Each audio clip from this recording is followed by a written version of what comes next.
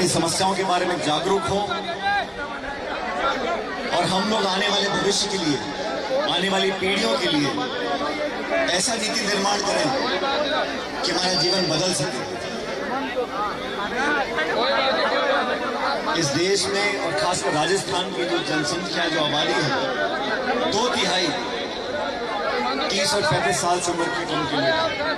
आप जैसे लोग इस राजस्थान के अधिकांश मतदाता हैं।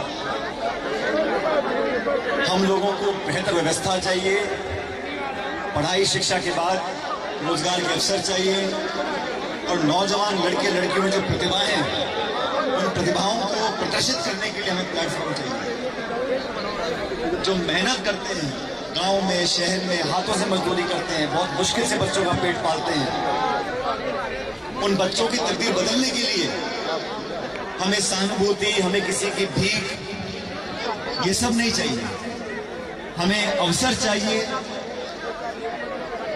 हमें प्लेटफॉर्म चाहिए, हमें स्वच्छ प्रतिस्पर्धा चाहिए। और हमारा राजस्थान का नौजवान, आज आपका कंपटीशन बंबई, दिल्ली, चेन्नई के लोगों से नहीं है। आज हमारी प्रतिस्पर्धा पूरे देश की दुनिया के साथ है। हमारे अंदर वो गुण, वो कला, वो ताकत होगी, तभी हम दुनिया भर के नौजवानों को चुनौती दे सकते हैं।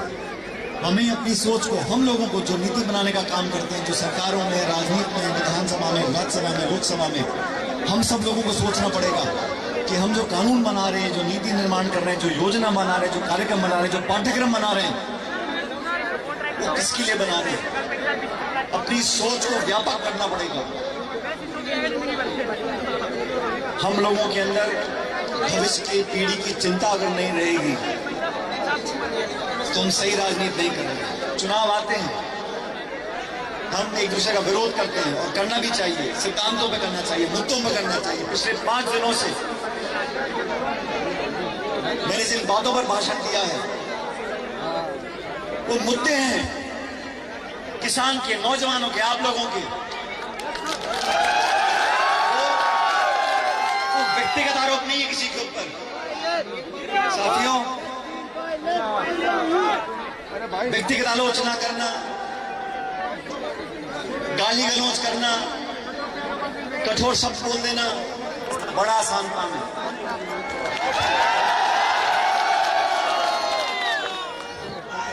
लेकिन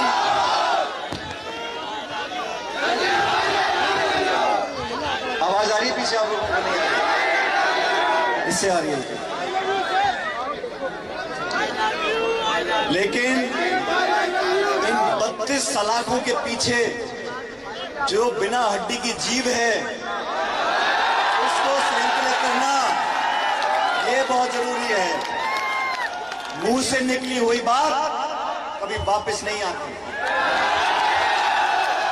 और मैंने मेरी राजनीति में मेरे स्वर्गीय पिताजी से बहुत कुछ देखा, सीखा है। और राजनीति के अखाड़े में बड़े बड़ों को पटखनी देते हुए देखा है।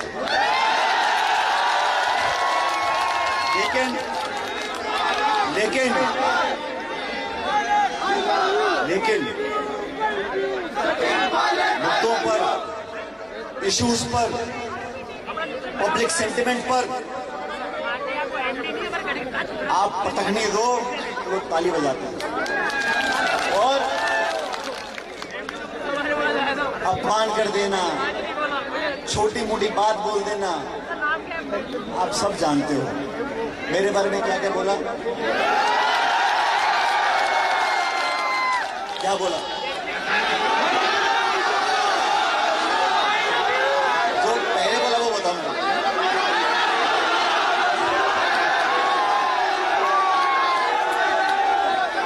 तो साथियों, इन सब बातों की जरूरत नहीं है।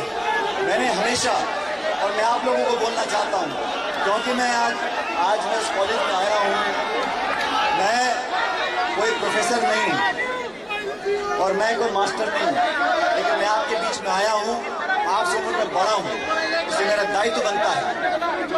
मैं आपसे बड़ा हूं, मेरा दायित्व बनता है मैं आपको सही बात बोलूं, आपके संस्कारों को जगाऊं। आपकी परवरिश ऐसी होनी चाहिए कि आप लोगों का मान सम्मान करो, लोगों को इज्जत बख्शो, और इज्जत दोगे तो इज्जत मिलेगी। आप लोगों से कहना चाहता हूं, नौजवान साथियों, मेरे दोस्तों, आप इस कॉलेज में पढ़ते हो, आप इस कैंपस में पढ़ रहे हो, बड़े खुशनसीब हो। ऐसे लाखों करोड़ों बच्चे हैं जिनको इन कॉलेजों की चार दीवारी नसीब नहीं है। आप इस अवसर का, इस माहौल का, आपको एक अच्छे वातावरण में पढ़ने का जो वरदान मिला है, इसका सदुपयोग करें और अपने आचरण में, अपनी भाषा में, अपनी बोली में, अपने विचार में, अपने व्यक्तित्व में ऐसी चीजें लेकर आओ ताकि आपसे आगे आने वाली पीढ़ी, आपसे आने वाली आगे पीढ़ी आप पर गर्व कर सके, आपको सम्मान दे सके। मैं तो आपसे कहना चाहता हूं, युवाओं के साथ सिर्फ न्याय होता रहे, उनको उनकी काबिलियत के आधार पर मौके मिलते रहे, उनकी प्रतिभाओं को हम रोकने की जगह बढ़ाने का काम करें, संतुलित, संयमित अनुशासन के साथ आप लोगों को आगे बढ़ने का रास्ता दिखाएं, वो सब संसाधन आपको मिले जिनको लेकर आप अपना जीवन बेहतर कर सकते हो, ये हमारी कोशिश होनी चाहिए। अब दोस्तों,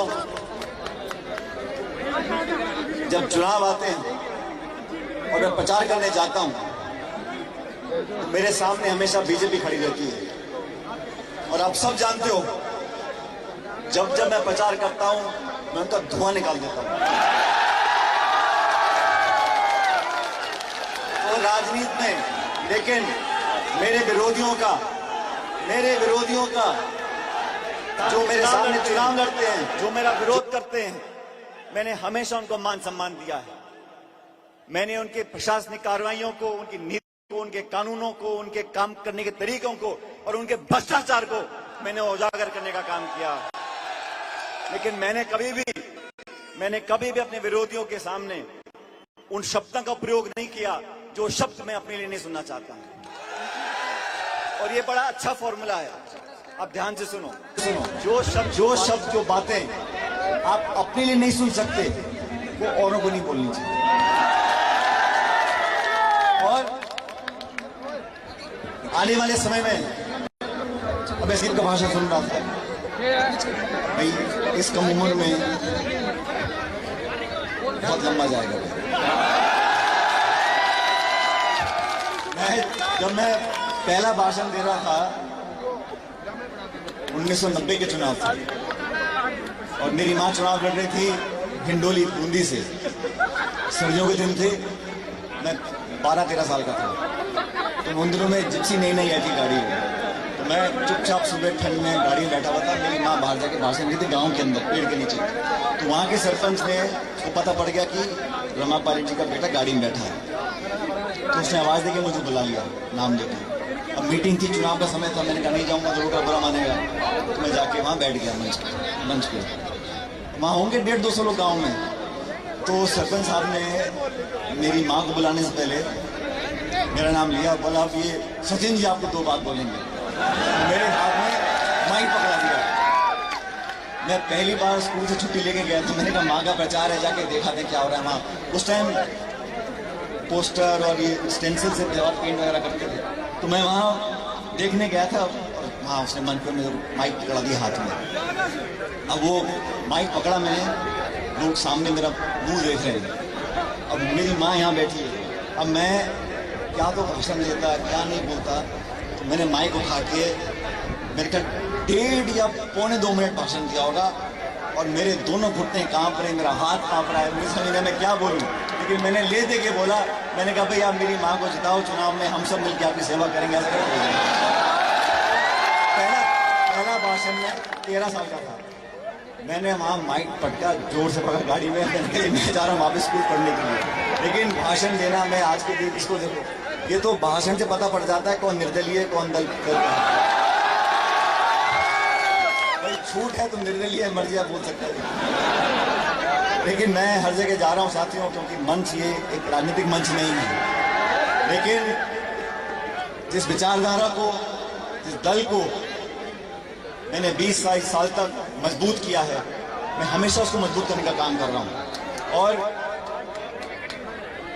जब 2013 में मुझे पहली बार 2014 में मुझे पहली बार प्रदेश का अध्यक्ष बनाया था राहुल गांधी जी ने, सोनिया गांधी जी ने, जब जयपुर आके काम करना शुरू किया उस समय हम लोग चुनाव हार गए थे। आप जानते हो, आप तो बहुत छोटे थे।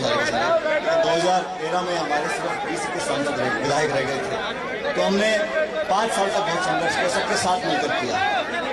और उन 5 सालों में 13 से 18 तक जब हम विपक्ष में थे, तो आप में से कुछ लोगों को याद होगा, कुछ की जानकारी होगी, मैं आपसे पूछना चाहता हूं, कांग्रेस अध्यक्ष के नाते उन 5 सालों में हमारी मेहनत में कोई कमी देखी आपने? मेहनत खूब करी, बोलो हाँ कि ना? संघर्ष में कोई कमी देखी?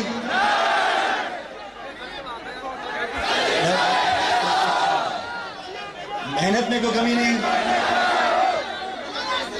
संघर्ष में कोई कमी नहीं।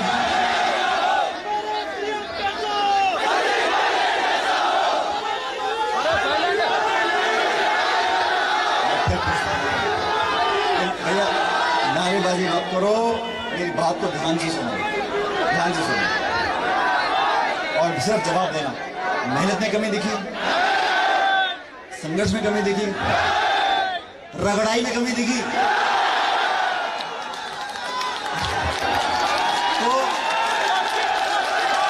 तो मैं इसलिए कह रहा हूं, आप सब लोग भी हिम्मत से काम लो। आने वाला जमाना, आने वाला भविष्य देश प्रदेश का आप सबके साथ है, नौजवानों के साथ है। और मैंने जो मुद्दे उठाए हैं, मैं चाहता हूं न्याय मिले, जल्द मिले, बिना पक्षपात के मिले, और न्याय मिलना भी चाहिए और न्याय दिखना भी चाहिए कि मिल रहा है। छात्रों के भविष्य के साथ जो खिलवाड़ करेगा, मैं उसका विरोध करूंगा। छात्रों के भविष्य के साथ कोई भी अगर विवाद होगा, कोई भी विरोध करेगा, तो मैं उसके सामने खड़ा होऊंगा। छात्रों को, स्टूडेंट्स को, और सिर्फ छात्रों को नहीं, नौजवानों के भविष्य को बेहतर बनाने में जो योगदान देगा, मैं उसका समर्थन करूंगा। इसलिए साथियों, मैं आपसे आग्रह करना चाहता हूं, आप समझदार लोग हो, जागरूक लोग हो, सब व्हाट्सएप फेसबुक के सब घूमे हो, सब जानते हो, तो जो हकीकत है, वास्तविकता है, उसको पहचानो, अच्छे बुरे में फर्क को समझो, अपने पराये के फर्क को समझो। जो आपके लिए संघर्ष करे, आपके साथ खड़ा रहे, आपके दुख दर्द में शामिल रहे, उसके कंधों को, बाहों को ताकत दो। और मैं प्रदेश भर में, देश में जहां भी जाता हूं, ये बोलकर जाता हूं, अगर मुझे कम उम्र में मौके दिए थे, मेरी पार्टी ने मुझे बहुत कम उम्र में मौके दिए, मैं 26 साल का संसद में चला गया था। और जब मैं प्रदेश अध्यक्ष बना था, जब मैं अध्यक्ष बना, तो मैंने जितने जी नगर पालिका के चुनाव हैं, पंचायत समिति के चुनाव हैं, तब उस वक्त मैंने 40% टिकट उन लोगों को दिए जिनकी उम्र 40 साल से कम थी। और मुझे अवसर मिला अध्यक्ष बनने का, तो मैंने बहुत सारे नौजवानों को विधानसभा तक पहुंचने का एक मौका दिया। बाकी हार जीत भगवान कराता है, लेकिन मौका देने की बात होती है। अगर हम लोग, आप सब जो मंच पे आज खड़े हैं, जो आज कोई अध्यक्ष है, उपाध्यक्ष है, महासचिव है, विधायक है, पूर्व विधायक है, महापौर है, हम सबको मौके मिले हैं। हमें दिल बड़ा रखना पड़ेगा, हमें अपने से कम उम्र के नौजवानों को मौका देना पड़ेगा, उनको सिखाना पड़ेगा, उनको आगे बढ़ने के लिए प्रोत्साहित करना पड़ेगा। और ये एक बहुत महत्वपूर्ण कड़ी है। मैं तो सलाम करता हूं, अभी न्यूजीलैंड की प्रधानमंत्री, आपने देखा होगा, 42 साल की, सबसे कम उम्र की प्रधानमंत्री बनी थी 7-8 साल पहले। आज उन्होंने कहा कि भाई मेरी कोई रिपोर्ट छपी थी कि उनकी रेटिंग कम हो गई, मैं साहब मैं इस्तीफा दे रही हूं, मैं पार्टी के लिए काम करूंगा। न्यूजीलैंड की प्रधानमंत्री, दुनिया का चर्चित चेहरा, 42 साल की उम्र, 8 साल पहले प्रधानमंत्री बन गई। जब लगा कि जनता में उनकी साख में रिपोर्ट आई कि पब्लिक रेटिंग होती है, ओपिनियन पोल, उसमें नंबर कम आ गए, उसने कल रात को टीवी पे कहा कि मैं अपना इस्तीफा दे रही हूं और अपनी पार्टी के लिए काम करूंगी। सोनिया गांधी जी ने कहा उदयपुर में, और सोनिया गांधी जी का मैं बहुत कायल हूं साथियों, कि वो अध्यक्षा थी 2004 में, हम जैसे 15-20 लोगों को बुलाया, उन्होंने दिल्ली बुलाया और टेबल बैठा के पूछा कि आप सब कम उम्र के लोगों, नौजवान हो, 23, 24, 26 साल के लोगों को हमारी पार्टी का मैनिफेस्टो बनने जा रहा है लोकसभा चुनाव के लिए। उस टाइम वाजपेयी प्रधानमंत्री थे, कि इस मैनिफेस्टो में क्या लिखना चाहिए, मैं आपसे जानना चाहता हूँ। नौजवानों के अरमान क्या है, आपकी उपेक्षा क्या है, उम्मीदें क्या है, मुझे बताओ ताकि मैं कांग्रेस के मैनिफेस्टो में लिखूं उन बातों को। ये सोच होती है लोगों को साथ लेने की।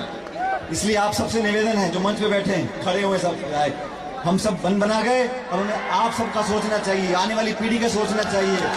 उनको हमारे अनुभवों का लाभ मिलना चाहिए। हमने जो सही किया, जो गलत किया, उसका लाभ आपको मिले। अरे तुम क्यों ठोकर खाकर उठो भैया, हम बता देंगे आपको कहां से रास्ता निकलना है। ये होता है एक अगली पीढ़ी को संभालने का, सुजोने का, सहायता देने का, सहयोग देने का, समर्थन देने का भाव। उस भाव से हम काम करेंगे तभी हमारा देश आगे बढ़ेगा। आज आप सब लोगों ने अभी देखा, मैंने आज गर्मी ज्यादा हो गई, ठंड के 3-4 दिनों में ये गर्मी ज्यादा हो गई, लेकिन आप सब नौजवान साथी हो, मैं आपको पुनः वादा कर जाता हूं, हम सब राजनीति में जो लोग काम करते हैं, पब्लिक के लिए काम करते हैं, लेकिन व्यक्तिगत रूप से मैं आप सब लोगों को आश्वासन देकर जाता हूं, आपकी हर जरूरत के लिए, हर वाजिब मांग के लिए, जो आपकी जरूरतें होंगी, आपकी वाजिब मांग होगी। और मेरी उम्मीद है, मेरी कोशिश है, मेरी तमन्ना है कि आप सबके जीवन को कुछ बेहतर मैं बना सकूं। और जब जब मुझे मौका मिला, मैंने करने की कोशिश की है। भविष्य में क्या होगा मुझे पता नहीं, लेकिन मैं आपके साथ था, हूं और हमेशा खड़ा रहूंगा। मैं बताना चाह रहा हूं, पिछले 5 दिनों से मैं अलग अलग जिलों में गया हूं और मैं किसानों के साथ, आदिवासियों के साथ बहुतों से संवाद किया, बहुत लंबे भाषण दिए, लेकिन सही में जितना मजा मुझे आज आया है, इतना मजा पहले मीटिंग में। मेरे साथ जोरदार नारा दो ताकि हमारी एकजुटता और यहाँ जाति, बिरादरी, भाषा, सब बातों को भूल जाओ। जोरदार नारा दो ताकि पूरा देश हमारी बात